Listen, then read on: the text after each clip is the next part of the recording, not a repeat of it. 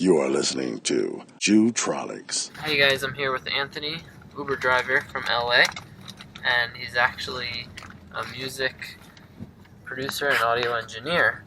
He's been in the game for a long time. And we've been around for the most part since 2000.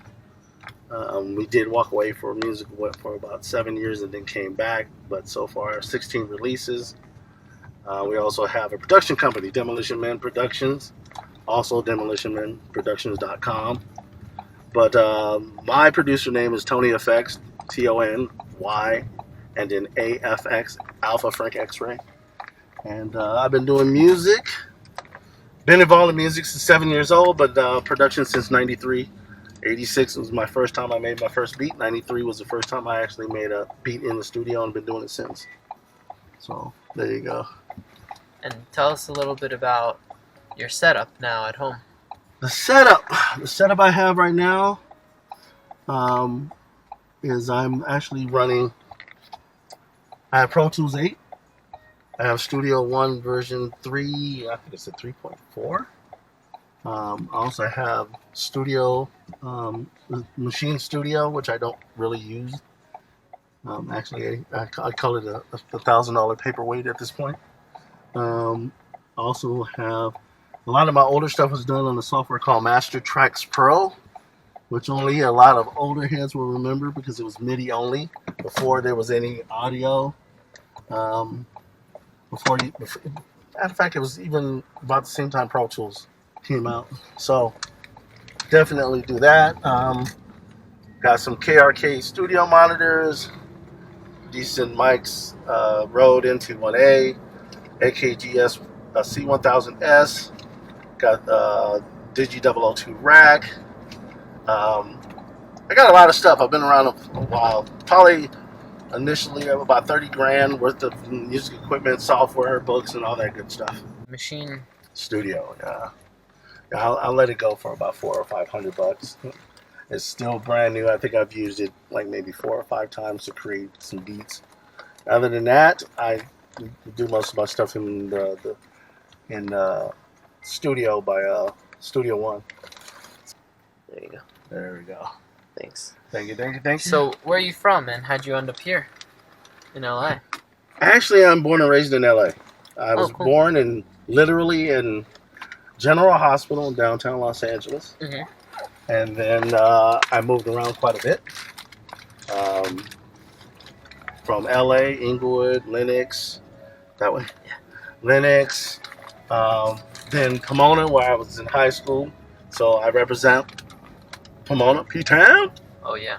And a good friend of mine is Sugar Shane Mosley, the boxer. Oh, okay. I went to high school with him. So, and with my bro, Madman Smooth, who was also my business partner and also an artist. And you can see all that stuff on the website. And but yeah, born and raised here. And in a little bit of like a meaningful minute, why do you make music? Music is in my blood. Oh yeah. Music is just I've been doing music since I was 7. I started in choir. I used to sing.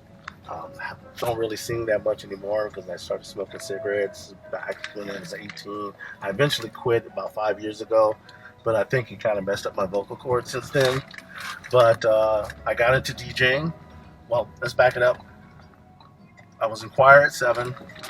Then I took up drums in junior high, so I was in the junior high marching band as a drummer. And then when I turned 16, I started getting into DJing.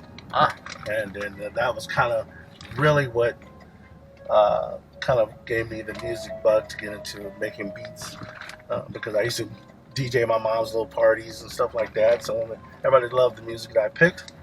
So then I bought my first drum machine, the Boss Dr. Rhythm, the DR220. I don't know, it was like $300 or $400 when I was like 16, 17. And it just kind of grew from there. And then we would go to the studio, and even in the 90s, man, it was like $45 an hour. And we'll go to the studio, record a song, and when we leave the studio, it sound like crap. So I was like, you know what? I started buying equipment, and that started in 91, 92. We did record some songs in our house. At the time, we had a reel-to-reel doing what's called pause mixing. That's old school, where you had a double cassette. You had one song play with a certain portion of it.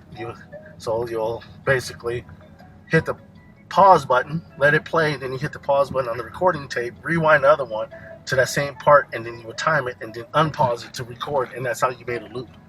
It was tedious. Sounds like it. You know, but that's when you had that. Oh, here's good. That's my building. And that's when that's when you have that dedication and that love. And so in the 93, 94, I started buying equipment. And in 98, I actually released a CD called AFX Studio Time, which I'm going to be re-releasing. Oh, cool. But we actually had a deal on the table from Sony and BMG that was interested in us in 99. But that kind of fell through, and had a chance. I missed out on an opportunity to work on a movie. And the story behind that one's crazy, because now John Singleton is gone, but a good friend of mine was the personal assistant to John Singleton, and he had contacted me for some music. At the time, I had just released my Smooth Jazz CD, and needless to say, he was in John Singleton's ear for several months, but because I never got him the music, John never got to hear the music. And the movie that John was working on at that time was Fast and the Furious 1. Wow. And I got on my boy's case because I said, dude, you should have told me it was for John Singleton. I would have drove the CD to your house. But what made it even worse is that he was holding up 2 slots for this movie just for me. They were paying $125,000 each. So that's $250,000 that I lost out because it was lack of communication. And then I had a chance to work with Death Row at one time. I just didn't want to mess with Suge at that time. But I've been around the block for a while. I've been around the block, and still doing it though. I ain't gave up. Every time I think about quitting, maybe it lasts for about a week or two, and then it's like, man, just knock it off. Get back to the grind. So, still at it. Some words of wisdom. Thanks for the motivation. Where can our viewers find you on Instagram? Well, you can go to my IG. It's Tony AFX88. So TONY, A as an apple, F as in Frank, X as in X-ray, 88. That's my IG. Also, if you go to TonyFX.com, it'll take you to my Facebook page for my for Tony FX. And then, of course, there's SweatshopRecordings.com, DemolitionManProductions.com. I do have a SoundCloud. I have a SoundClick. Matter of fact, Google Tony FX, and you'll be able to find me very easy. Cool. Well, thanks a lot for the interview. You're very welcome. And for the ride, too. You're welcome. Got to make this money. Got to keep it funding what I'm doing. Oh, yeah. All right. Listen, Nissim signing off. Glot Gang.